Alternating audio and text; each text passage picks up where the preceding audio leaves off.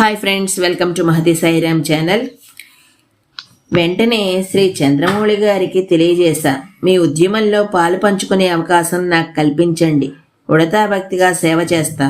నా పత్రికతో నేను మీతో సర్వవిధాలా సహకరిస్తానంటూ సహృదయులు శ్రీ చంద్రమౌళి గారు వెంటనే, శేషయ్య గారు, అంతకంటే కావలసిందేముంది?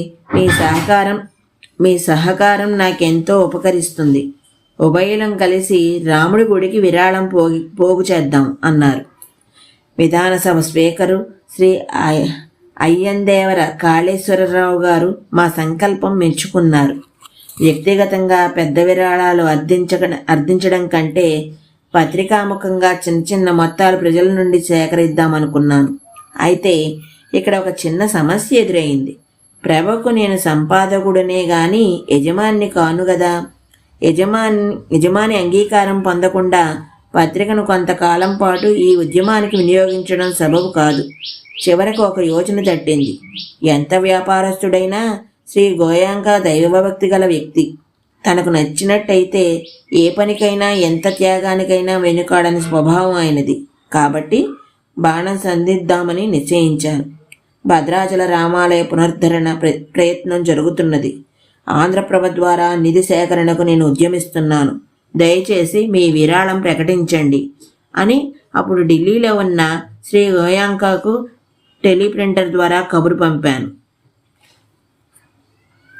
తగిన మొత్తం సేకరించగలననే ధైర్యం మీకుంటే అలాగే చెయ్యండి. నా విరాళం 5,000 అని మళ్ళా టెలిప్రింటర్ పైనే జవాబు పంపారు శ్రీ గోయాంక.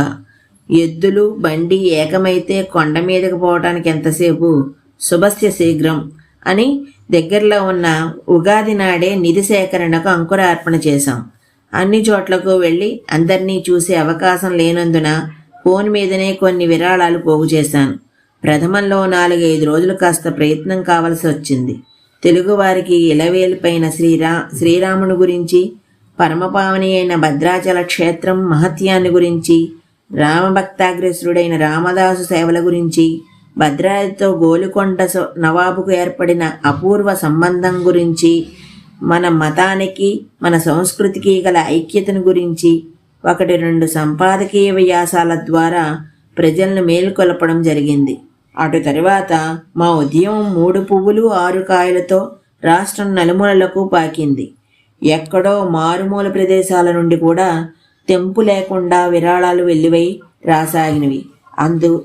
5లు 10లు సమర్పించిన వారి సంఖ్య అపరిమితంగా పెరిగింది. ఉద్యోగస్తులు, వ్యాపారస్తులు, కర్షకులు, కార్మికులు, వైద్యులు, విద్యార్థులు, స్త్రీలు, ఒకరేమిటి ఆబాలగోపాలం, చాకలి మంగళి వృత్తులు చేసుకునే వారనేకులు మా ఒక్కరోజు ఆదాయం మీ నిధికి పంపుతున్నామంటూ ఉత్తరాలు రాశారు. మరీ ఆశ్చర్యం ఏమంటే, చందాలు పంపిన వారిలో హిందువులే కాకుండా కొందరు ముస్లింలు, క్రైస్తవులు కూడా ఉన్నారు. స్వల్ప వ్యవధిలోనే నిధి మొత్తం 1,00,000కు చేరింది. 1,57,000 దాటిన తరువాత వసూళ్లు విరమించాము. ఈ రోజుల్లో 1,00,000 రూపాయలంటే లెక్క లేకపోవచ్చు. కానీ దాదాపు 30 ఏళ్ల కిందట ఎవరు పలుకుబడి వినియోగించకుండా, ఏ విధమైన ఒత్తిళ్లు లేకుండా ప్రజల నుంచి స్వచ్ఛందంగా అత్యల్ప కాలంలో రమారమి 2,00,000 రూపాయలు సేకరించడం సామాన్య విషయం కాదు. ఆంధ్ర మహాజనుల నుంచి ఊరూరా ఆ విధంగా పోగు చేసిన ధనమే భద్రాచలంలో రామదాసు ధ్యాన మందిరంగా రూపొందింది. అశేష భక్తకోటిని ఆకర్షిస్తున్నది. ఇంతకు ఏనాడో జరిగిన ఈ కథంతా నేడు పాఠకుల ముందుంచడంలో నా ఉద్దేశం నా శక్తి సామర్థ్యాలు చెప్పుకోవడం కాదు.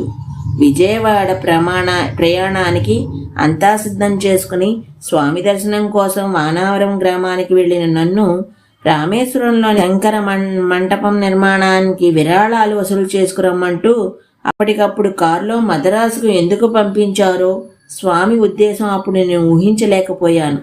స్వామి అడిగితే చాలు శంకర మంటపానికి 1,000 లక్షలు కుమ్మరించే దాతలు, భక్తులు ఎంతో కొంత వసూలు చేసుకురా అని నన్ను ఎందుకు పంపవలసి వచ్చింది? కారణం ఊహించలేకపోయినా స్వామి ఆదేశం పాలించాలి అనుకుని మద్రాసు వెళ్ళి పని చేసుకువచ్చాను. అయితే భద్రాద్రి ఆలయ నిధికి అంత స్వల్ప వ్యవధిలో అంత డబ్బు అనాయాసంగా వసూలైన తరువాత ఈ నిధి సేకరణ ప్రయత్నం జయప్రదం కావడానికి ఆనాడు స్వామి నన్ను మద్రాసు పంపించడానికి గల కార్యకారణ సంబంధం బోధపడింది కాదు. లోకోత్తరులైన మహాత్ములు మనసు తెలుసుకోవడం ఎవరి తరం? ఈ రోజుకి ఇక్కడితో ఆపుతున్నాను. మిగతాది రేపు చెప్తాను. అంతవరకు ధన్యవాదాలు.